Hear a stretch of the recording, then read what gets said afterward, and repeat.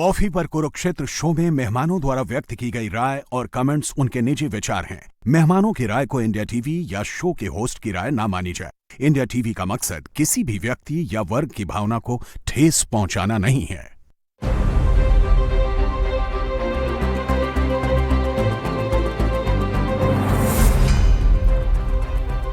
नमस्कार, बहुत स्वागत आप सभी का आपके प्रोग्राम कॉफी पर कुरुक्षेत्र में। मैं हूं सौरभ शर्मा, आपके साथ बातें खुलकर करते हैं, वो बताते हैं जो कोई और आपको नहीं बताता। प्रोग्राम में प्रदीप सिंह जी का स्वागत है। सर बहुत धन्यवाद, प्रोग्राम में आए आप। हमारे साथ विनोद अग्निहोत्री जी हैं। सर बहुत स्वागत है आपका भी। और इंडिया टीवी के पॉलिटिकल एडिटर देवेंद्र पराशर हमारे साथ हैं। देवेंद्र आपका बहुत स्वागत है। मॉनसून सत्र का क्या मास्टर प्लान है सरकार के पास, इसकी बात हम लोग आज करेंगे। देखिए, क्योंकि अब ये फ्लेवर शुरू हो गया, अब ये कुछ दिन तक चलेगा। पार्लियामेंट अब शुरू हो रही है मंडे से, तो अब तो आप देखिए यही खबर वहीं बनेगी। और जितना इस सत्र के बारे में जो चर्चाएं चल रही हैं, जितने बड़े बड़े बिलों की बात हो रही है, अगर वो वाकई आते हैं तो फिर तो ये हर लिहाज से ऐतिहासिक सत्र बन सकता है और होना चाहिए। लेकिन वो, जैसे मैंने कहा, अगर वो बिल आए तो अब यही बात है। आज पहले यही बात कर लेते हैं। सर पर्चा नहीं पता चल रहा कि पर्चा है क्या इस बार का, तब तो एजेंडा तो आ गया है। सर सरकार के पर्चे में तो कुछ और है, वो बिल नहीं है, और कांग्रेस जो बता रही है वो कुछ और है। हाँ। तो कांग्रेस अपनी तरफ से बता रही है कि सरकार ये बिल ला रही है, और वो बिल सरकार नहीं कह रही कि हम ला रहे हैं। जैसे मैं आपको बताऊं, ये खबर देवेंद्र जी आपको देंगे, मैं सिर्फ आपको बताता हूं, जो कुछ बिल्कुल ही सरकारी टाइप बिलों की बात हो रही है ना, मतलब जिसमें लोगों का अदरवाइज इंटरेस्ट नहीं होगा और हो सकता है वो आए। ऐसे बहुत सारे काम होते हैं सत्र में जो चर्चा में नहीं आते लेकिन होते हैं। वे है कि income tax amendment bill, supreme court amendment bill, registration of births and deaths bill, prevention of insults to national honour bill, small and medium enterprise development. इसमें कोई लोगों का बहुत दिलचस्पी नहीं होगी, लेकिन सुप्रीम कोर्ट वाला इंपॉर्टेंट है। रजिस्ट्रेशन ये बहुत बड़ा स्टेप। अच्छा सर, तो बताइएगा इसमें क्या है। और ये सुप्रीम कोर्ट नंबर ऑफ जजेस बिल, सुप्रीम कोर्ट में बढ़ाने का तो पेंडेंसी इतनी है कि इसकी बात कर लेंगे। Registration of birth and deaths, तो ये बताया जा रहा है कि ये है। अब वो जो ऑनर वाला है वो वंदे मातरम से जुड़ा हुआ है। वंदे मातरम को इंसल्ट्स टू उसको इंक्लूड करना है। हाँ वो ठीक है, उसमें वंदे मातरम को डालना है।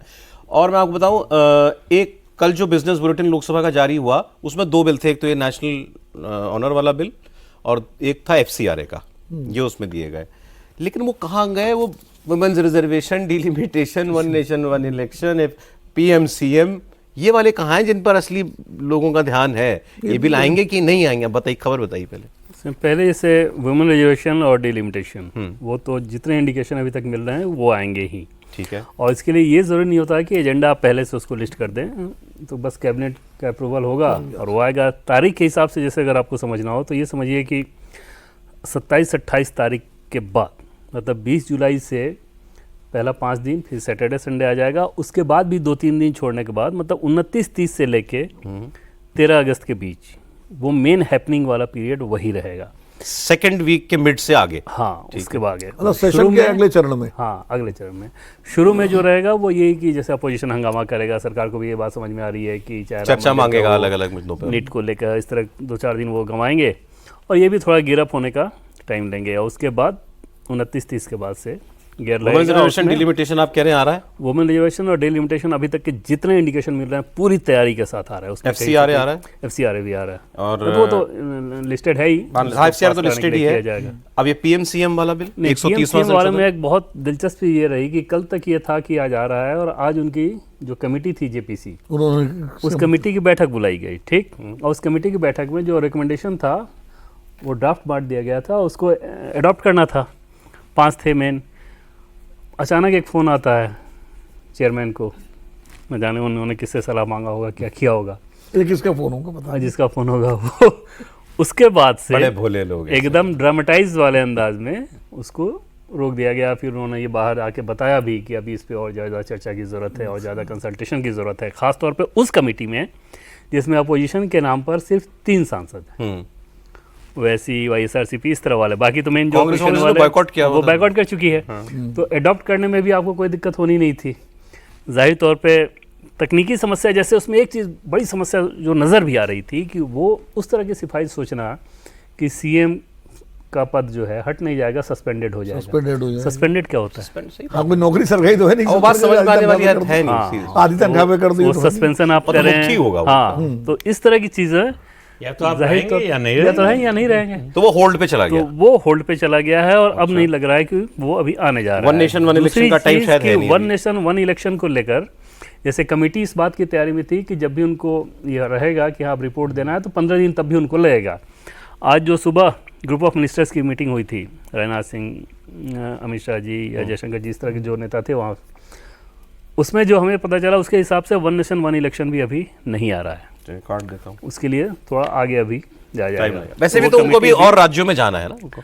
वो जाना होता अगर इधर से स्पेस मिलता तो, वो कोई ऐसी मजबूरी नहीं। 10 राज्यों में वो जा चुके हैं, तो अब अगर विंडो रहेगा तो जाते रहेंगे। अदरवाइज अगर चाहें तो अभी भी दे सकते थे वो, 15 दिन के नोटिस पे वो दे सकते थे, क्योंकि मुख्य जो काम था वो सारी चीजें वो कर चुके हैं। फिलहाल इसको भी हम होल्ड ही मान लेते हैं। नहीं, 100% होल्ड मान। 100% उसमें सर मुझे लगता है कि चूंकि कल हम लोग डिस्कस कर रहे थे अभी इसी प्रोग्राम में कि 6 महीने के अंदर चुनाव आयोग ने काम चुनाव करा सकते हैं 1 नेशन 1 इलेक्शन में, तो वो आगे भी आ सरकार सकता को, हाँ, वो तब भी आगे भी करा सकते। ठीक, अब बात हो गई मेन। फिर चलिए वुमेन रिजर्वेशन और डिलिमिटेशन, वो देवेंद्र के बता रहे हैं कि अभी तक हर जगह से यही आवाज है कि ये बिल आएंगे। अब अच्छा, इन्हीं में है असली मुद्दा, तो इसमें ही छुपा हुआ है। हमने कल प्रोग्राम में बात की सर, कांग्रेस पार्टी ही एक इकलौती पार्टी है ऑपोजिशन की जिसने ये कहा है कि हम इसका विरोध करेंगे, हम इसको पास नहीं होने देंगे, और सरकार के पास नंबर्स नहीं है, ये भी हम सुनिश्चित करेंगे। बाकी ऑपोजिशन की भी कोई पार्टी अभी तक खुल के और कांग्रेस के अलावा ये नहीं कह रही है कि हाँ हम विरोध करेंगे। डीएमके ने कुछ नहीं बोला, शरद पवार जी तो इधर आ गए कि उधर आ गए, वो भी उन्होंने ओपन एंडेड छोड़ा हुआ है। उद्धव ठाकरे की पार्टी ने ओपन एंडेड छोड़ा हुआ है। समाजवादी पार्टी से किसी ने कुछ नहीं बोला इसके ऊपर, इवन आम आदमी पार्टी से किसी ने कुछ नहीं बोला इसके ऊपर। सिर्फ इकलौती कांग्रेस है जो कह रही है हम विरोध करेंगे। देखिए, इस सेशन में जो ये बिल तो महत्वपूर्ण है ही, इनसे जो है पूरे देश की राजनीति बदलने वाली है। बिल्कुल। लेकिन सबसे बड़ी जो राजनीतिक दुर्घटना अगर आप कहना चाहें, वह है कांग्रेस का आइसोलेशन। ऐसा है कि कांग्रेस जब विपक्षी दलों के साथ होती है, मैंने एक दिन पहले भी कहा था कि जो ये रीजनल पार्टीज़ हैं, ये लंबे जब से इनका शुरू हुआ है असर होना, ख़ास तौर से 89 के बाद आप कह सकते हैं कि रीजनल पार्टीज़ का पूरे देश में और राष्ट्रीय राजनीति पर प्रभाव जी, तो तब से कांग्रेस के लिए एक शील्ड का काम करती थी ये, कि राज्यों में जहां ये मजबूत है बीजेपी को हराती थी, कांग्रेस को लड़ने की ज़रूरत नहीं पड़ती थी। लेकिन कांग्रेस, जहां कांग्रेस बीजेपी की सीधी लड़ाई हो, ज़्यादातर मामलों में कांग्रेस हारती ही थी। अब वो रीजनल पार्टीज़ का रेलेवेंस खत्म हो रहा है। इनके 2 कोर इश्यूज थे, एक सामाजिक न्याय, दूसरा मुस्लिम तुष्टीकरण। मुस्लिम तुष्टीकरण उसको कहते नहीं थे, लेकिन सामाजिक न्याय तो घोषित रूप से बोलते थे। तो जब कोई पार्टी नारा लगाती है, कोई नारा देती है, तो वो इंटेंशन होता है उसका। जी, इंदिरा गांधी ने कहा गरीबी हटाओ, तो उनका इंटेंशन था कि गरीबी हटाना चाहती है। लेकिन अगर वो पार्टी उस नारे को इम्प्लीमेंट कर दे, उसको लागू कर दे, तब उसकी नीयत का पता चलता है। सामाजिक न्याय की बात ये पार्टियां करती रही हैं 3 दशक से। सबका साथ सबका विकास, ये प्रधानमंत्री नरेंद्र मोदी का नारा था, और नारे के बाद उन्होंने उसको इम्प्लीमेंट किया। सेंट्रल गवर्नमेंट की जितनी स्कीम्स देखिए, आप उसको सामाजिक न्याय से अलग करके नहीं देख बिल्कुल सकते। ठीक। जो दलितों, अति पिछड़ों को जिस तरह से रिप्रेजेंटेशन दिया है पार्टी में, सरकार में, वो सामाजिक न्याय से अलग और क्या हो सकता है। ये जो सामाजिक न्याय की पार्टियां हैं, ये परिवार की पार्टियां बन गई। भाई आप बताइए, समाजवादी पार्टी ने किसी और अति पिछड़ी जाति को क्या दिया? 13 साल मुलायम सिंह यादव का परिवार सत्ता में रहा उत्तर प्रदेश में। एक कोई डिप्टी सीएम दिया हो, कोई और बड़ा पद दिया हो, उस समाज के लिए, अति पिछड़े वर्ग के लिए कोई बड़ी स्कीम चलाई हो, तो इसलिए आपका जो नारा था वो नारा रह गया। बीजेपी ने उस नारे को जो है वास्तविकता में जमीन पर उतारकर बदल दिया जी। तो इसलिए ये जो आपको जनाधार बढ़ा हुआ दिखाई दे रहा है बीजेपी का, पहले 14 में इंटेंशन था सिर्फ, लेकिन उसके बाद जो किया उससे लोगों को नियत पर भरोसा हो गया। सर मैं कह रहा हूं कि ठीक है, ये बीजेपी ने पहले कांग्रेस को, फिर अब क्षेत्रीय पार्टियों को भी हरा के दिखा दिया, लेकिन उनके पास जो नेशनल जो ताकत है, उनके पास पार्लियामेंट में जो भी जितनी भी ताकत है इन पार्टियों की, भाई वहां तो वो उसको एग्जर्ट करेंगे ना, एक्सरसाइज करेंगी। मैं ये अब जो हम देख रहे हैं राज्यों में हार के बाद, ये लोकसभा में जैसे नॉन कमिटल, पार्लियामेंट में लेकर बिलों को लेकर नॉन कमिटल जो हो रहे हैं, वो वहां ये सॉफ्ट कैसे पड़ रहे हैं? इसलिए कि उनको देश की राजनीति बदलती हुई दिखाई दे रही है। अब मान किसी भी पार्टी को, रीजनल पार्टी, सबसे बड़ा उदाहरण डीएमके है। डीएमके अपने प्रदेश में, तमिलनाडु में बहुत मजबूत पार्टी है। ऐसा नहीं है कि चुनाव हार गई तो खत्म हो गई, डिसइंटीग्रेट हो गई, इस तरह का तो कुछ नहीं हुआ है। लेकिन उनको दिखाई दे रहा है कि हम केंद्र सरकार, हमको अगर सत्ता में आना है, सरकार चलाना है, तो केंद्र के साथ चलना पड़ेगा। तो केंद्र के साथ चलना पड़ेगा, तो लगातार आप लड़ाई करेंगे तो साथ कैसे चलेंगे? और उनको ये भी दिखाई दे रहा है कि बीजेपी बहुत जल्दी केंद्र से, सत्ता से बाहर नहीं जा रही। ठीक है, तो इसलिए जो है, और कांग्रेस के साथ रह के उनको क्या मिलेगा? कांग्रेस उनको कुछ देने, न तो जमीन पर वोट देने की, ट्रांसफर करने की, वोट है ही नहीं तो ट्रांसफर क्या करेंगे? ट्रांसफर करने की हालत में है, तो वहां इलेक्टोरली कोई फायदा नहीं है कांग्रेस के साथ रहने में, और नेशनल नैरेटिव के हिसाब से कोई फायदा नहीं है। तो फिर कांग्रेस के साथ क्यों रहें? तो इसलिए जो है इन पार्टियों का रुख बदल रहा है। अरे डीएमके को लेके तो कांग्रेस अभी भी खैर उम्मीद भरी निगाहों से देख रही है कि ये बीजेपी के साथ तो नहीं जा सकते। आज स्टेटमेंट आया जयराम रमेश का, उन्होंने ये कबूल किया कि देखिए 17 अप्रैल को जब ये बिल गिरा था, डिलिमिट विमेन रिजर्वेशन, बोले उसके बाद से हमको झटके तो लगे, टीएमसी टूट गई, उद्धव ठाकरे की पार्टी टूट गई, लेकिन डीएमके से हमको अभी भी उम्मीद है कि भले वो अपने आप को ना कहती कि इंडिया अलायंस में है, लेकिन बीजेपी का साथ तो कम से कम वो नहीं देगी। और इधर वाले माने बैठे कि ये तो आएंगे हमारे साथ। क्या लगता है सर? शेर सुन लो। और सर क्योंकि फिर तभी सर आप शेर के बारे में मेरी तरफ देखा कीजिए बस। आप ही कुछ, हाँ सर, बाकी तो दाद देने के लिए देवेंद्र जी तैयार तो बैठे। वाह वाह करेंगे। ऐ परिंदे यूं जमी पर बैठ कर क्यों आसमान देखता है? ए परिंदे यूं जमीन पे बैठ के क्यों आसमान देखता है? पंखों को खोल, क्योंकि जमाना सिर्फ उड़ान देखता है। क्या बात है सर, अभी किसके लिए कहा है आपने? जो अपने लिए समझ ले। पंखों को खोल भाई। लहरों तो की के भी फिट बैठ रहा तो लहरों की तो फितरत ही है शोर मचाने की। लहरों की तो फितरत ही है शोर मचाने की, लेकिन मंजिल उसी की होती है जो नजरों में तूफान देखता है। तो भैया राजनीति उसी की है जो तूफान देखता है, वो चाहे किसी पे भी लागू कर लो। देखिए जो डीएमके वाला सवाल आपने किया, डीएमके को छोड़ा तो पहले कांग्रेस ने था ना। बिल्कुल। डीएमके ने तो कांग्रेस से अलग हुई नहीं थी। जब नतीजे आए, चुनाव से पहले ही इनकी टीवी के से एक बातचीत चल रही थी कांग्रेस में। माणिक टैगोर जो है वो लगे हुए थे, वो तो समझौता भी चाह रहे थे कि हो जाए, लेकिन वो नहीं हुआ। चुनाव के नतीजे आते ही कांग्रेस ने एक तरफा जो ऐलान कर दिया समर्थन देने का, डीएमके के साथ छोड़ दिया। और मुझे लगता है कि शायद बहुत ही अपरिपक्व तरीके से फैसला लिया गया।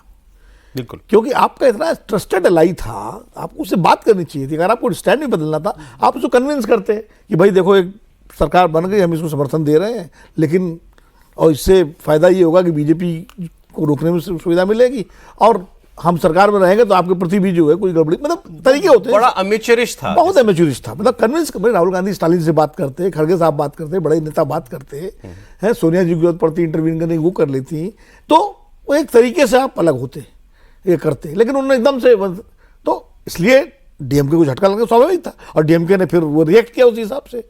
ये भी तो कहा गया कि भाई अखिलेश यादव तो जाके कह आए थे कि हम जिसका साथ देते हैं हर वक्त में देते हैं, वो खज्जर वो नहीं जो मुश्किल वक्त में साथ, मुश्किल वक्त में हम नहीं छोड़ते हैं। ये सारी चीजें हुई, और इंडिया गठबंधन में जो दरार पड़ने की बात वहीं से तो शुरू हुई थी।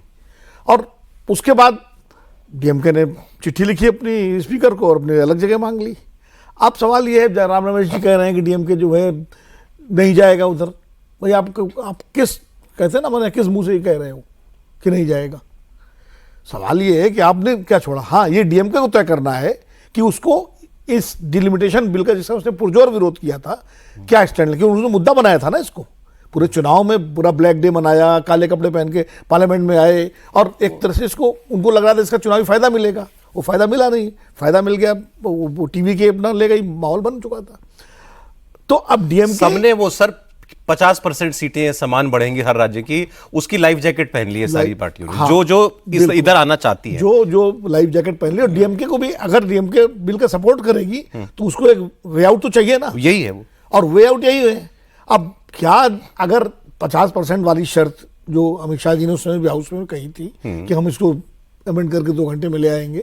अब और अगर सरकार तैयार है और जो वे आउट सुप्रिया सुले ने भी कहा जी, तो वो अगर डीएमके तैयार है तो डीएमके फिर कांग्रेस को सुप्रिया थोड़ी सुले देखेगा, जी वाला वो तो मामला जितना सर, रहेगा। अब और डीएमके ने कहा भी है कि हम इशू बेस्ड फैसला लेंगे।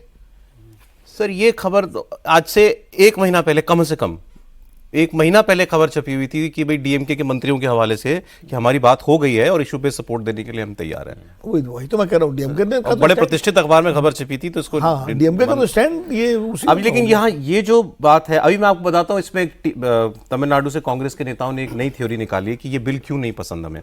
लेकिन उससे पहले, क्योंकि आपने सुप्रिया सुले का नाम ले दिया, तो शरद पवार क्या सोच रहे हैं, वो इस बिल पर साथ देंगे क्या, वो एनडी में आएंगे क्या। आज एक छोटा सा इंटरव्यू जो हुआ है उनका हमारे साथ, हमारी इंडिया टीवी से ही, सवाल हुआ कि आपकी पार्टी एनडीए के संपर्क में है। जवाब था ना मुझे एनडीए ने फ़ोन किया, ना एनडीए को मैंने फ़ोन किया, पहला। दूसरा, सरकार 1 नेशन 1 इलेक्शन डिलिमिटेशन का बिल लाती है तो आप समर्थन करेंगे या विरोध। उन्होंने कहा बिल अभी आया नहीं, हम देख के बात करेंगे। फिर उसके बाद जो है और उन्होंने कहा कि ये चीज़ें इंडिया गठबंधन की पार्टियों के साथ तय होंगी। चलिए, तो पहले भी कहनी थी, ये मेन आगे की बात है। उन्होंने कहा कि मेरा भाई अजीत पवार, दोनों पार्टियों को साथ लाना चाहता था। अजीत पवार के लिए ये बात सच है और ये बात काफी आगे बढ़ चुकी थी और हमारी भावना भी उनके साथ थी, लेकिन हमें सामने से कोई सकारात्मक पहल होती हुई नहीं दिखाई दी, दूसरे पक्ष की तरफ से कोई पहल होती हुई नहीं दिखाई दी, और अब हमारे लिए चैप्टर क्लोज हो चुका है। ये एक उन्होंने एक थोड़ी मतलब ब्लंट बात की कि भाई अब कोई स्कोप नहीं है शरद पवार जी का और सुनीता पवार जी के फैक्शंस का एक हो जाने का। मुझे वो बात है, आपने कहा था कि बीजेपी ये चाहेगी कि अगर इधर आते हैं शरद पवार तो ये यूनाइट होकर के आए, तो वो तो उससे साफ इनकार कर रही है। इसके लिए अलग धड़े के तौर पे वो लेने वाली बात बीजेपी के लिए नहीं थी कि आइए तो आप लोग साथ आइए। सुप्रिया सुले जो कह भी रही हैं वो इस लिहाज से नहीं कह रही है कि इन लोगों का कोई स्टैंड है, इस लिहाज से कह रही है कि सुनीता पवार इसके लिए तैयार नहीं हो रही हैं। आज वो तैयार हो जाए तो 10 मिनट में फिर तुरंत यूनिटी हो जाएगी। उसमें थोड़ा इन लोगों को कोई नुकसान है, शरद पवार को या सुप्रिया सुले को नुकसान तो वही है नहीं, उनको नुकसान है, इस लिहाज से वो बच रहे हैं, वो साथ नहीं आना चाह रहे हैं। अब देखना होगा कि वो आगे कैसे अनफोल्ड होता है। दूसरी चीज़ डीएमके को लेकर सर आपको एक दिलचस्पी बताऊं कि एक एनडीए के मंत्री वहाँ पे गए तमिलनाडु में और वहाँ उन्होंने डीएमके के बारे में कुछ बोला। तुरंत दिल्ली से फ़ोन किया गया उनको कि आपको डीएमके के खिलाफ कोई बयान देने की ज़रूरत नहीं है। बीजेपी के मंत्री को, एनडीए के मंत्री, एनडीए के मंत्री, तो आपको डीएमके के खिलाफ कोई बयान देने की ज़रूरत नहीं है, we will take care of that, हमें उनको हैंडल करने दीजिए, तो ठीक, आप मैटर इसमें कुछ सेटल्ड मत बोलिए। तो आप सोचिए क्या है। दूसरा, सत्ताधारी पक्ष का ये आकलन है, बीजेपी का ये आकलन है कि अभी तक मुख्यतः आम आदमी पार्टी को छोड़ दीजिए तो कांग्रेस और समाजवादी पार्टी ये दोनों इस बिल पे खिलाफ में अभी तक अपना सीधे सीधे स्टैंड रख रहे हैं। बाकी इनके अलावा कोई मेजर ऐसा नहीं है। कांग्रेस और सपा, हाँ, ये एंटी हैं, हाँ, ठीक। अभी तक हैं, हाँ। उसमें भी, और उसमें भी आकलन कट्टू ये है कि समाजवादी पार्टी भी कोई ना कोई रास्ता निकाल लेगी। अभी तक बस ये है कि क्योंकि अगले साल चुनाव में जाना है यूपी में, तो कांग्रेस का दबाव समाजवादी पार्टी पे रहेगा। समाजवादी पार्टी भी ये नहीं सोचेगी कि किसी रूप में बीजेपी का मदद करते नजर आ जाए, तो वो एक विंडो है जो कि उनको रोके हुए है। उसमें भी सत्ताधारी पक्ष का बीजेपी का आकलन है कि शायद वो भी डाइल्यूट हो जाएगा, कांग्रेस पार्टी एकदम अलग थलग पड़ जाएगी। वो उस कॉन्फिडेंस पे है बीजेपी। ओके, डीएमके आपने बता दिया, सपा कांग्रेस हो गया क्लियर। ये डिलिमिटेशन बिल और महिला बिल को लेके अरविंद आएगा केजरीवाल, तो एक साथी दोनों, अरविंद केजरीवाल, हाँ, वो तो इंटरलिंक्ड है। केजरीवाल कोई है क्वेश्चन में? नहीं, तो उन पे कोई इस तरह बात ही नहीं करता। हाँ, लोकसभा में तो कोई है नहीं। केजरीवाल के साथ ये लोग कोई अच्छा, राज्यसभा वाले चले ही गए, लोकसभा इनके पास ज्यादा हाँ, है नहीं। केजरीवाल के साथ चैनल खोलना हो तो यही होता है कि उनके लोगों को बुला लो, उनसे बातचीत कम्युनिकेशन वो नहीं होता। और ये छोटी छोटी पार्टियां बाकी जेएमएम और अधिकांश से मैंने लाइन सब बताया कि ओके हाँ, है। सरकार के एक बड़ी मंत्री का ये कहना था कि सिर्फ ये दो अभी तक, और उन दो में भी समाजवादी पार्टी कल को जाके फिर तो बात कर लगभग सकती है। तय सी ही नहीं, समझी अगर जानी 50% वाला क्लॉज आ जाता है चाहिए। तो आएगा ही सर। तो फिर उत्तर प्रदेश में की सीटें तो वैसे ही बढ़ जाएंगी, 120 सीटें हो जाएंगी उत्तर प्रदेश की, तो फिर अखिलेश के लिए भी मुश्किल होगा। अब देखिए, वो अवॉइड करना। मैं आपको कह रहा था किसने क्या तर्क दिए इसके बिल के खिलाफ। कार्ति चिदम्बरम, पी चिदम्बरम जी के बेटे, उन्होंने कहा कि अभी 550 में तो हमको बोलने का मौका नहीं मिलता, आप 850 कर दोगे तो कौन बोल पाएगा, तो कोई मतलब ही नहीं रहेगा। सारी गंभीर उस मंच की जो गंभीरता है वही खत्म हो जाएगी, वहाँ कोई ढंग का काम नहीं हो पाएगा। फिर इतने लोगों के बीच में कोई काम नहीं हो सकता, 1000 लोगों के बीच में। फिर उन्होंने और कम कहा कर देना चाहिए। फिर तो और कम कर देना चाहिए। नहीं तो यही कह रहे हूँ। दूसरा उन्होंने कहा कि इससे दक्षिण के राज्यों का नुकसान होगा। कैसे होगा भाई, अब तो इवन नंबर बढ़ रहा है। नहीं, ये तो तो उन्होंने कहा कि भाई एब्सोल्यूट नंबर तो उनका बहुत बढ़ जाएगा ना नॉर्थ का, तो हमारा रिलेटिव से नेशनल अफेयर्स में वो कम हो जाएगा। हालांकि कैसे कम हो जाएगा ये थोड़ा सा समझ में ना आने वाली बात है। ये तर्क तो है ही साउथ के लोगों का, अभी तक तो ये तर्क है ही है। सर आज जैसे इन बिलों को पास कराने के लिए 2/3 इनको 350 नंबर ढूंढने पड़ रहे हैं ना, तो फिर उसके अलावा उस स्ट्रेंथ पे तो वो नंबर और बहुत ऊपर होगा। मेजॉरिटी मार्क तो नहीं, और बहुत ऊपर चला जाएगा। उनका तो मुद्दा नॉर्थ साउथ का है, उनका बीजेपी कांग्रेस नहीं है। उनका तो है कि अगर मान लीजिए अपोजिशन के भी मेंबर बढ़ेंगे तो नॉर्थ के तो बढ़ेंगे। उनका पॉइंट ऑफ व्यू है। इसीलिए डीएमके को एक्चुअली डीएमके जो फैसला लेगी वो महत्वपूर्ण होगा, ठीक है, क्योंकि सबसे स्ट्रांग इसमें जो है स्टालिन ही उभर करके आए थे इस पूरे सबसे मुखर विरोधी हो गए साउथ से। वो वही थे। चंद्रबाबू नायडू ने तो के समर्थन में ही आ गए। खैर ये सारी डिस्कशन इसीलिए रेलेवेंट है क्योंकि लोग जैसा वो कह रहे थे सब लोग वे आउट ढूंढ रहे हैं। भाई अगर इसका साथ देना है तो कोई वजह तो बतानी पड़ेगी ना जनता को, वो बात है। विरोध करना है तो वो वजह बतानी पड़ेगी। देखिए, विरोध की तो कोई वजह ऐसी नहीं है जिस पर लोगों को कन्विंस कर सके। अच्छा, पार्टियों के का अपना डर है। उनको डर है कि भाजपा की ताकत बहुत बढ़ जाएगी। मान रहे हैं कि जो सीटें बढ़ेंगी उनमें से ज़्यादातर बीजेपी जीत जाएगी, ज्यादातर बीजेपी जीतेगी। तो भाई यही डर है ना। हाँ बिल्कुल, मान लीजिए यूपी 120 सीट हो जाए तो बीजेपी 100 सीट जीत जाएगा। तो 2029 के चुनाव से पहले ही मान रहे हैं कि हम तो हार ही गए हैं, हमारी आवाज़ दब जाएगी। लेकिन इसमें एक कॉन्स्टिट्यूशनल मामला फंस सकता है, और वो जब पास हो जाएगा, अगर ये एक्ट बन जाता है तो चैलेंज तो होगा ही। वो है आर्टिकल 81। आर्टिकल 81 लोकसभा राज्यसभा में फर्क करता है। राज्यसभा जो है वो स्टेट्स का रिप्रेजेंटेशन करती है, लोकसभा लोगों का रिप्रेजेंटेशन करती है जी। हाउस ऑफ कॉमन्स है। तो इसलिए जो है वो उसमें राज्यों का कोटा नहीं हो सकता, राज्यसभा में हो सकता है। अगर लोकसभा में भी आप कोटा बना देंगे राज्यों का तो फिर तो 2 राज्यसभा हो जाएंगे। मैं समझा नहीं, राज्यों का कोटा कैसे? जब आप 50 फिक्स कर देंगे कि हर राज्य का 50% बढ़ जाएगी, सीट बढ़ जाएगी हर राज्य की, तो एक तरह से आप उसको जो है फिक्स कर रहे हैं कि हर राज्य का इतना रिप्रेजेंटेशन होना ही होना है। अभी तो ऐसा नहीं है, अभी तो आबादी के हिसाब से होता है। जो डिलिमिटेशन से सीटें तय होती हैं कि किस राज्य की आबादी कितना है, और उसमें जो है समान रिप्रेजेंटेशन के लिए मतलब संख्या। लेकिन सर जैसे आपने कहा हाउस ऑफ कॉमन्स है तो वो चुन के तो कॉमन आदमी देगा ना। कॉमन आदमी देगा, लेकिन कोटा फिक्स नहीं ये होगा बात ना। सही है। आबादी मान लीजिए उत्तर प्रदेश की ज्यादा है तो उसकी ज्यादा बढ़नी चाहिए, तमिलनाडु की कम है तो उसकी कम होनी चाहिए। लेकिन आप कह रहे हैं कि सबकी बराबर बढ़ाएंगे। इसको और आसान ये में समझ लीजिए कि जैसे 1 पर्सन 1 वोट 1 वैल्यू, उस सिद्धांत की अवहेलना करेगा। क्योंकि उत्तर प्रदेश आबादी मान लीजिए 25 करोड़ है उदाहरण, लेकिन और सीटें को सिस्टम बजाय आबादी की बजाय आप बढ़ा रहे हैं कि 50%, 80 की 120 कर दो, तो वो होनी चाहिए 140 या 160। हाँ आबादी के हिसाब से। नहीं तो फिर इसका तो मतलब ये है कि फिर आप उसको शुद्ध जनगणना से लिंक करके कीजिए, फिर तो मतलब यही है ना। तो वही तो कह रहे हैं। जनगणना से तो लिंक हो ही रहा है, केवल बात यह है कि 2011 की जनगणना हाँ मैं वही कह रहा हूँ, आज की जनगणना से लिंक करके कीजिए ना, फिर उसको तब तो और मुश्किल हो जाएगी मांग। मैं कह रहा हूँ जो आदमी इसको चैलेंज करेगा उसका मतलब क्या है? मतलब तो यही है कि भैया आप ये कोई फिक्स फॉर्मूले से नहीं हो सकता, ये आबादी के हिसाब से ही हो सकता है, आबादी के हिसाब से प्रोविजन है, किसी के कहने की बात नहीं है। क्योंकि पीपुल्स हाउस या तो आप आर्टिकल 81 को निकाल दें, तब तो ये हो सकता है।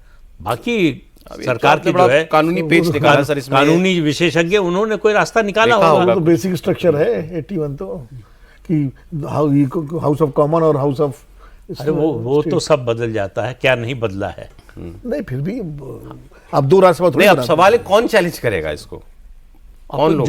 जो लोग इसके विरोध में हैं, चैलेंज तो सही कह रहे हैं। एनजीओ करेंगे, दूसरे ऐसे ऑर्गेनाइजेशन। मैं पॉलिटिकल पार्टीज की बात करता हूँ। कांग्रेस सर कांग्रेस केसी वेणुगोपाल ने तो खड़े होकर हाउस में बोला है अमित शाह के सामने कि आपने बिल में लिखा नहीं है 50% यूनिफॉर्म इंक्रीज, लिख दीजिए, कर लाइए तो हम मान लेंगे। वो कैसे विड्रॉ कर लेंगे? नहीं ये तो लिख के ले आए, राजनीति में विड्रॉ करने में विड्रॉ कर कौन मना करेगा? और मान लीजिए डीएमके से संबंध कैसे तोड़ लिया 20 साल का संबंध। भाई उसमें ये थोड़ी लिख के दे रहे हैं कि हम चैलेंज नहीं करेंगे, वो नहीं करेंगे, उनका कोई कार्यकर्ता कर देगा चैलेंज। अब से ज्यादा टेक्निकल डोमेन में जा रही है बहस, नहीं तो हम पॉलिटिकल डोमेन में रहते हैं। अभी तो बात इतनी है पास भी करवा लेंगे कि नहीं करवा लेंगे, अभी तो खैर अभी तो चर्चा वहीं पे मुझे तो नहीं लगता कोई शक है कि पास करवा लेंगे। अच्छा ठीक है। जिस टेम्पो पर ले गई है सरकार, अब आप बताइए, आपको वहां कह से से कि उसमें कुछ खास नहीं बात लाने पर भी सरकार के लिए जो है बर्थ एंड डेथ रजिस्ट्रेशन वाला जो बिल आ रहा है उसमें क्या खास बात है? नहीं, ये काम होना चाहिए था 1950 से। आज ये जो समस्या हम झेल रहे हैं कि आपकी नागरिकता का प्रमाण क्या है, नागरिकता का सबसे बड़ा प्रमाण है आपका जो जन्म प्रमाण पत्र है। तो बर्थ सर्टिफिकेट इशू करना, ये कानून बना और 64 में कि रजिस्ट्रेशन होना चाहिए, लेकिन ये काम था राज्यों का, राज्यों ने किया नहीं। तो आज सब लोग कहते हैं हमारे पास तो कोई है नहीं जन्म प्रमाण पत्र, तो हम कहाँ से लाएं? आजकल तो इशू मतलब होते हैं, आप पीछे तो नहीं जा सकते, पहले अतीत में नहीं जा सकते, लेकिन भविष्य में ऐसा ना हो उसके लिए ये जरूरी है। और इसका सीधा संबंध है डेमोग्राफिक चेंज से। कि ये जो आप फर्जी वाड़ा करते हैं कि आधार कार्ड वहां से बनवा लिया, राशन कार्ड यहां से बनवा लिया और दावा करने लगे कि हम भारतीय हैं, वो नहीं हो पाएगा। दूसरी चीज, पहले जो है ज्यादातर जो डिलीवरीज होती थी गांव में, ग्रामीण हिस्सा ज्यादा था, तो ऑर्गेनाइज्ड या फॉर्मल सेक्टर में नहीं होती थी, अस्पताल में नहीं होती थी, इसलिए भी रजिस्ट्रेशन, हालांकि माना जाता है ग्राम प्रधान लिख के दे तो उसको मान लिया जाता था जन्मतिथि का जो है प्रमाण पत्र जी। तो इसलिए अब चूंकि रजिस्ट्रेशन कंपलसरी हो जाएगा, मैंडेटरी होगा, हर बर्थ और हर डेथ का रजिस्ट्रेशन होगा। तो हर डेथ का रजिस्ट्रेशन मतलब आप मतदाता सूची में फर्जीवाड़ा जो करते थे कि जो मर गया वो भी वोटर है, वो नहीं हो पाएगा। तो एक बड़ा चेंज करने की कोशिश हो रही है। देखिए, ये मतलब ऐसा नहीं है कि एक दिन में हो जाएगा, ये लीगेसी इशू है। आप 70-80 साल से जिस व्यवस्था में थे उसको बदलने की कोशिश कर रहे हैं, उसको ज़्यादा जो है ऑर्गेनाइज्ड और ज़्यादा साइंटिफिक बनाने की कोशिश कर रहे हैं, तो उसमें समय लगेगा। और आप फिर कह रहा हूं कि जो है पीछे नहीं जा सकते, पीछे नहीं जा सकते। अब मान लीजिए आगे के लिए मान लीजिए 2 जनरेशन तो कम से कम ऐसी हैं जिनके जीवन काल में ये काम नहीं हुआ, तो उसका वो आपको आगे एक रास्ता निकालना पड़ेगा और आगे ऐसी समस्या ही ना आए, ये इंतजाम करना पड़ेगा। समझते हैं आप इतने इसके दूरगामी असर होने वाले हैं इस कानून के? और वो तो एजेंडा में है ही कि इस चीज़ को रेगुलाइज कर दिया जाना चाहिए। और साथ ही साथ सरकार की ये भी चिंता है कि भाई जिन हंगामा वाले जो विषय हैं उस पर अपनी तैयारी पूरी रहनी चाहिए। चाहे राम मंदिर की बात कर रहे हैं, जैसे SIT रिपोर्ट सीधे सुप्रीम कोर्ट को मंडे को सौंपने वाली है। अच्छा, तो राम मंदिर पे सरकार के पास जो कुछ अब रिपोर्ट सीधे सुप्रीम कोर्ट जाएगी। हाँ, सुप्रीम दूसरी कोर्ट चीज़ सुनवाई हो रही है ना। हाँ, और दूसरी चीज़ की नीट को लेकर अगर आप देखें तो नीट पे जो भी जंतर मंतर पे सोना मांगचुप कर रहे हैं या जो चीज़ें हो रही हैं, उसमें नीट पे या CBSE पे जो करना था सरकार को, CBI जांच, गिरफ्तारी, ऑफिसर को हटाया जाना, रीनीट, दोबारा एग्ज़ाम कराया जाना, वो ठीक तरीके से कराया जाना, उसका रिजल्ट आ गया, अब एडमिशन ले रहे हैं, तो सरकार की तरफ से तो सब कुछ किया जा चुका है। अब इसके बाद सोनम वांगचुक मांग क्या रहे हैं? इस्तीफा दे दो। अब इसको सौरभ एक चीज़ और समझिए कि ये सब कोई भी फैसला तो डेमोक्रेसी में डेमोक्रेटिक वैल्यूज़ के आधार पर ही होना चाहिए। 200 लोग आके जंतर मंतर पर बैठ के कहें कि हाँ इस आदमी को इस्तीफा दे दो, उस व्यक्ति के लिए कोई भी नेता जो चुनाव जीत के आया, जैसे धर्मेंद्र प्रधान के केस में देखें तो संबलपुर से जब चुनाव जीते तो लगभग 5,91,000 के पास आसपास उनको वोट आया था, उतने लोगों का नुमाइंदा 200 लोगों के कहने पे उसको इस्तीफा दे देना चाहिए। और उस सरकार में जैसे बीजेपी के हिसाब से लगभग 22 से 23 करोड़ वोट आए थे, एनडीए का अगर जोड़ दें तो 30 से 31 करोड़ आया था। तो किस संख्या के आधार पर ये फैसला होना चाहिए कि आप जाएं दबाव बना दें है कि वो सोनम वांगचुक जब अनशन पे बैठे तब तो ये थोड़ा मुद्दा रेलेवेंट था भी। अब उनको बैठा दिया गया कि आप अनशन कीजिए। अब ये तो अनशन करना तो फिर वो वाली बात है ना, तो नाक की बात है कि अनशन कैसे तोड़ दूं मैं। देखिए नीट का जो मुद्दा है, सरकार बात ही नहीं कर रही। सर मैं उसी पे आ रहा हूँ। ये तो सोनम वांगचुक की बात, आप वो तो मेरे ख्याल से तो देखिए वो ट्रैप हो गए, इसमें अनशन करके ट्रैप हो गए। धरना तक होता तो ठीक था, अब अनशन से निकलना बड़ा मुश्किल है। धरना तक तो ठीक था। दूसरा, राहुल गांधी को क्या मांग रहे हैं? आपने कहा सोनम वांगचुक, राहुल गांधी ने आज रैली की है देहरादून में स्टूडेंट्स के साथ, ये मुद्दा है, अब रह गया है मुद्दा ये। दूसरा मामला है राहुल गांधी सोनम वांगचुक फर्क समझो जी। सोनम वांगचुक राहुल गांधी तो एड्रेस कर रहे हैं इलेक्शन की तैयारी में। भाई उत्तराखंड में चुनाव है, उत्तराखंड में 6 महीने बाद चुनाव है, और उत्तराखंड एक ऐसा स्टेट है जहां कांग्रेस को लगता है कि शायद वो लड़ सकती है, जीत सकती है। यूपी में तो सेकंड जूनियर पार्टनर है। इसलिए राहुल गांधी का जो ओरिजिनल प्लान था कोटा, इलाहाबाद, पटना और दिल्ली, उसमें देहरादून जोड़ा गया। इलाहाबाद तो नहीं गए, वो प्रयागराज नहीं गए, अब वो देहरादून, तो वो उत्तराखंड निशाने पर है। तो राहुल गांधी का तो ये है कि जो यूथ वोटर है वहां पर जो उनकी तो सर मैं ये नहीं कह रहा कि ये मुद्दा जो है इलेक्शन में नहीं उठना चाहिए, इलेक्शन का इशू नहीं होना चाहिए, ठीक है। Rahul Gandhi leader of opposition, उन्होंने इसको पोल इशू बना लिया है कि ये कोर है। ये क्या ये कोर इशू है? इसमें इतना उसमें खाली नीट को नहीं बनाया, पेपर लीक को बनाया। हाँ, मैं एजुकेशन कहता हूँ, मैं तो सारे मुद्दे जोड़ के एजुकेशन क्या उस चुनाव का, उत्तराखंड के ही चुनाव का कोर इशू हो सकता है। उत्तराखंड का नहीं, एजुकेशन तो पूरे राहुल गांधी इसी उनका पिछले 15 दिनों के ट्वीट निकाल लीजिए, सारे इस पे है उनका इशू। उनका कोटा से लेके सब जगह उनकी गैदरिंग्स हो रही हैं। वो तो देखो राहुल गांधी एक इशू पकड़ते हैं तो उसको पकड़ लेते हैं। जाति जनगणना पकड़ता तो जाति जनगणना पकड़ा, उसमें कुछ और बोलते ही नहीं थे जाति जनगणना के अलावा, वो एक्सरे और 95% और सब बोलते। अब जाति जनगणना में उनको सक्सेस मिल गई, भाई सरकार ने मान लिया, उस सरकार ने मान लिया जो कहती थी अर्बन नक्सल की डिमांड है ये, एक उसी सरकार ने तो माना ना। अब वो इस इशू को पकड़े हुए हैं। ये यूथ का इशू है, ये स्टूडेंट का इशू है, और उनके परिवारों का इशू है। तो अब वोट कितना प्रभावित होगा ना, उनका इशू है, उनके पास बहुत बड़ी टीम है, वो देश के नेता विपक्ष हैं, वो ज्यादा समझते होंगे इन चीजों को। मेरे ख्याल से तो इसमें उतना मीट है नहीं इस इशू में अब, लेकिन नहीं, आप उनका पूरा पॉलिटिकल करियर देख लीजिए, वो कोई ऐसा मुद्दा जो उन्होंने उठाया हो जिसकी ग्राउंड से रेजोनेंस, एग्जैक्टली यही वो नहीं है बात। असली ये होती है, मुद्दों की कमी थोड़े होती है, हर समय रहते हैं मुद्दे, बिल्कुल। और डिपेंड करता है कि आपने कितना फीडबैक लिया है नीचे से, कि इसका कितना असर होगा। वो जरूरी नहीं कि सही ही साबित हो, लेकिन अगर फीडबैक लिया है तो उस तरह से स्ट्रेटजी बनाएंगे, उस तरह से उसको इम्प्लीमेंट करने की कोशिश करेंगे। आप 25 दिन के लिए विदेश चले जाएंगे, मुद्दा उठाएंगे और चले जाएंगे, और लौट कर आएंगे ट्वीट करेंगे तो लगता है कि बस अब मैं वहीं से ऑन हो गया जहां से मैं छोड़ के दिया था। तो अब वो पता नहीं, अब मैं तो ये जानना चाहता हूं वो उनका भाषण किस पे लिखा जा रहा है? नहीं, लेकिन किस मुद्दे पे राहुल गांधी भाषण अपना किस मुद्दे पे तैयार कर रहे हैं? ग्राउंड रेजोनेंस अगर नहीं था तो कॉन्स्टिट्यूशन वाला मामला चला कि नहीं चला 2024 में? वो था, सब चला कि नहीं चला, बिल्कुल चला। महाराष्ट्र में चला कि नहीं चला? ऐसे जाति जनगणना का मुद्दा चला कि नहीं चला? अगर ग्राउंड रेजोनेंस नहीं था, सरकार को मानना पड़ा ना, मानना पड़ा। ठीक है, अब इसमें है कि नहीं आगे पता चलेगा। इतनी बात कर रहे हैं हम। मुझे अभी कह रहे हैं, हमें नहीं लगता कि ये इसमें इतना, उनके पास और बहुत सारे इशू थे। राम मंदिर पे वो कुछ बोल नहीं रहे, अब वो पार्लियामेंट में डिबेट मांगेगी, उनकी पार्टी तो राम मंदिर पे भी मांगेगी, एजुकेशन पे भी मांगेगी, अब फॉरेन पॉलिसी पे भी मांगेगी। फॉरेन पॉलिसी वो 6 महीने से उस पर फॉरेन पॉलिसी पे भाषण दे रहे हैं। तो राहुल गांधी की पार्लियामेंट पे राहुल गांधी का इशू क्या होगा? मेरा सवाल ये है, मतलब आप ये तीनों तो रहेंगे और साथ में इथेनॉल जोड़ दीजिए। हालांकि इथेनॉल पे बहुत ज़्यादा मुखर होके वो कुछ करें, इसकी संभावना मुझे कम नजर आ रही है। ज्यादा जोर नीट वाले पे रहेगा। हाँ, कि अभी पूरा फोकस राम मंदिर पे तो नहीं बोलेंगे। राम मंदिर पे तो अभी तक तो वैसे अगर बोले तो प्रियंका बोलेगी। उनको किसी ने सलाह दी हुई है राम मंदिर पे अगर डिस्कशन हुआ तो कांग्रेस से प्रियंका बोलेगी। अच्छा, उन्हीं का ट्वीट भी आया है। बोलना चाहिए इन दोनों में से किसी एक को, आपको लगता है? मैं बता रहा हूँ प्रियंका बोलेंगी, आप देख लीजिएगा, क्योंकि प्रियंका का ही ट्वीट आया है और प्रियंका ने इस पे बोला है। अभी तक राहुल गांधी क्यों नहीं बोल रहे राम मंदिर पे? ऐसा है कि जब आपके अतीत में आपके कबर्ड में बहुत सारे स्केलेटन हो तो खोलना नहीं चाहिए उसको। जो गलती अखिलेश यादव ने की है, जिस तरह से एग्रेसिव हुए वो चढ़ावा चोरी पर जी, तो अब सब निकल कर सामने आ रहा है कि समाजवादी पार्टी ने कब क्या किया, क्या बोला, क्या कहा था, क्या स्टैंड लिया था, सब कुछ सामने आ रहा है। तो अब उनको उसको डिफेंड करना पड़ रहा है।